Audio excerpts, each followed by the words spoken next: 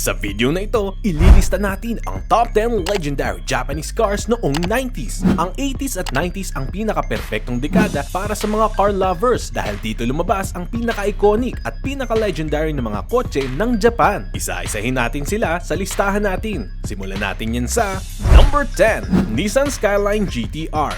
Isa sa pinaka-iconic na 90s car ng Japan ay ang Skyline. Tinaguran itong Godzilla dahil halimaw ito pagdating sa racetrack. Dagdag mo pa ang maugong nitong makina. Make sense din naman dahil from Japan naman talaga ang kaiju monster na si Godzilla. Ang pinakakinagigiliwan ng mga car enthusiasts sa Skyline GT-R ay ang wide modifications nito. Ang kotse na ito ay nagmistulang base model sa mga modifications. Parang PC na pwede mong pagpalit-palitin ang mga parts at pwede mo ding i-upgrade. Simula 1969, sobrang daming iterations ng Nissan GT-R. Isa ito sa pinakamabilis at pinakaastig din na disenyo ng kotse na ginawa sa Japan noong 90s era.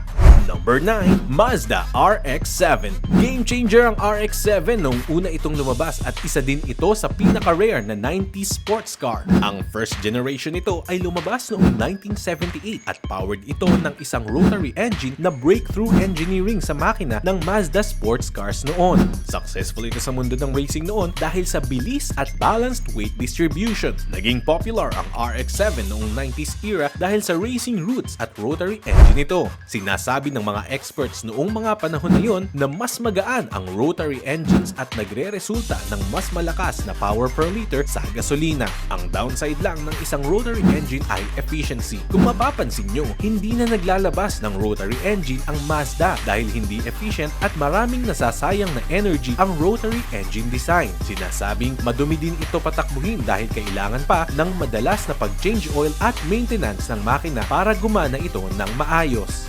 Number 8, Subaru WRX. Ginawa talaga para sa rally racing ang Subaru Impreza WRX. Tinagurian itong pocket rocket noong 1992. Ang meaning ng WRX ay World Rally Experimental. Attempt ito ng Subaru para bulabugin ang World Rally Tournament at magpasikat dito. Naging popular ang Subaru dahil sa sunod-sunod na panalo nito sa Australian Rally Championship. Ang ingredient sa success ng coaching ito ay ang symmetrical all-wheel drive at ang compact 4-cylinder 2-liter EJ20 turbocharged boxer engine. Sobrang naging popular ito sa mga car enthusiasts noong 90s era. Kung ikaw ba naman ay magdadrive ng kotse na alam mong may history ng back-to-back World Rally Champion, talaga namang mag-e-enjoy ka sa kotse mo.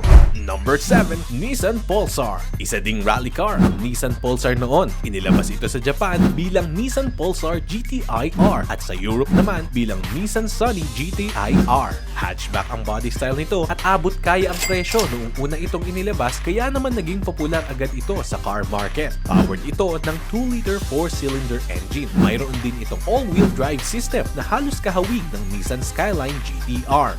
Naglalabas ito ng 227 horsepower at 210 pound-feet ng torque sa 5-speed manual transmission. Kaya nitong mag-kickstart from 0 to 60 kilometers sa loob lamang ng 5.3 seconds. Napakabilis ito sa mga engine standards noon. Number 6, Honda NSX. Sa era na to, sikat na sikat ang Japanese cars hindi lang dahil sa mabibilis at astig ang mga JDM cars kundi dahil reliable din ang mga ito. Pinagkaguluhan din ang F-series ng Ferrari noong panahon na to. So, sa attempt na makipag-compete sa European sports car kagaya ng Ferrari, challenge accepted naman ang mga Japanese. Kaya naman naglabas din ang Honda ng isang mid-engine sports car na kayang makipagtagisan dito. Ito ang Honda NSX. Ginawa ng Honda ang NSX na sobrang lapit na sa isang F1 machine. Sobrang naging iconic ito dahil sa timeless at eleganteng design. Kahit ang McLaren F1 ay inspired sa design nito. Isa ito sa pinakamabilis at pinaka-stylish na sports car ng Honda noong 90s. Noong early 2000s naman ay in-update ang design nito sa fixed xenon headlamps at inalis ang pop-up headlights. Number 5, Toyota Supra. Ang Supra ay isa sa mga legendary sports car sa history ng Toyota. Nilabas ng Toyota ang unang generation ng A40 Supra noong April 1978. Based ang Supra design sa Toyota Celica Liftback. Pag-usapan natin ang year 1993, yung era kung saan kilalang kilala ang Supra. Inilabas dito sa era na to ang legendary 4th generation ng A80 Supra. Ito yung Supra na may smooth surface at kakaibang headlight shape. Mukha itong mabait kung titingnan puhunan pero halimaw naman sa racetrack. Isa pang nagpasikat sa kotse na ito ay dahil lumabas ito sa unang Fast and the Furious movie na sinakyan lang naman ni Paul Walker. Ang pinakapopular na engine variant nito ay ang napakalakas na 2JZ GTE 3.0 inline-6 engine. Ito ay may twin-turbo, iron block at aluminum head. Ang JZ engine na ito ay may reputasyon sa tibay at bilis. Sobrang bilis ito at sobrang advanced noong mga panahon na una itong lumabas. Number 4. Mitsubishi Lancer Evolution. Ang Mitsubishi Lancer Evolution na kilala din sa bansa na Evo ay ang flagship sports car naman ng Mitsubishi noong 90s. Panlaban ito ng Mitsubishi sa World Rally Championships noong 1992 at ginawa nila itong napakabilis at napakalakas. Mukha pa din itong rally car kahit yung mga bagong versions nito. Sikat na sikat din ito sa mga car enthusiasts dito sa Pilipinas. Maaari din kasi itong i-modify depende sa bilis at lakas na gusto mo. Bukod pa dito, napaka-iconic din ng body style nito. Number 3. Nissan Silvia. Pinakapopular ang kotseng ito sa drifting world. Unang lumabas ang Nissan Silvia noong 1965. Sa Europe, kilala ito bilang Nissan 200 SX, habang sa Amerika naman ay kilala ito bilang Nissan 240 SX. Sa Japan, Silvia ang pangalan nito at ito ang naging base ng S-platform ng Nissan. Isa ang Silvia sa pinaka-well-built na kotse ng Nissan. Noong 90s ay ginawa nila itong affordable sa car market at di hamak din na napakabilis nito. At dahil nga drift car ito,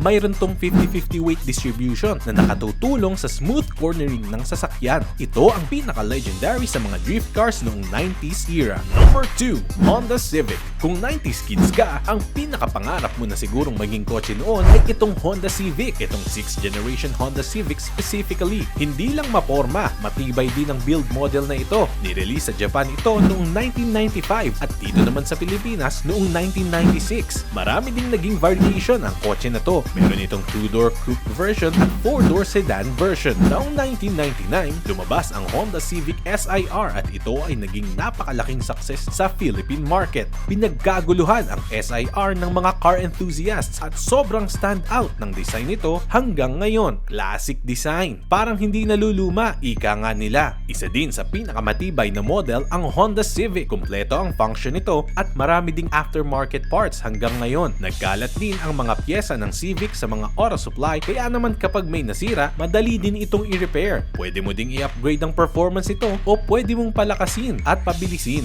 Dahil sa sobrang dali din kalikutin ng mga Civic, kayang-kaya mo itong itono para sumibak sa mga bagong modelong sports car ngayon. At bago natin i-reveal ang top 1 90s car natin, ay i-comment mo naman down below kung ano ang pinaka-favorite mong 90s car. At ngayon, i-reveal na natin ang nasa number 1 spot. Ito ay walang iba kundi ang Toyota AE86. Kalagitnaan ng 80s at 90s, lumabas ang isang normal na Toyota Corolla. Well, sa mga hindi mahilig sa kotse, isa lang itong normal at lumang Corolla. Ang hindi nila alam, sa kotse na to lang nagiging fanboy at kinikilig ang mga kalalakihan. Ito ay ang legendary Toyota AE86. Bakit nga ba sikat ang kotse na to? Hindi masyadong maingay ang kotse na ito nang una itong nilabas. Isa sa nagpasikat sa kotse na ito ay ang manga at animated series na Initial D. Naaalala ko pa din ang Initial D hanggang ngayon nung uso pa ang anime sa hapon. Lagi ko itong pinapanood eh. Nagulat ang lahat sa series na yun dahil sisiw lang pala para sa maliit na kotseng ito na sumibak ng Lancer Evolutions at GTI-R. Pinakain ito ng alikabok ang lahat ng kalaban nito sa mabubundok na daan sa Japan gamit ang precise handling at drifting.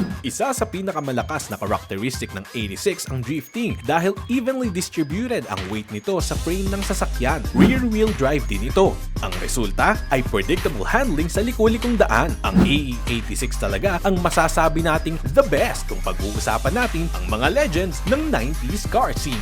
Mag-like at subscribe na for more contents na katulad nito. Meron din kaming mga products at merch. Yung links nasa description. Salamat sa panonood!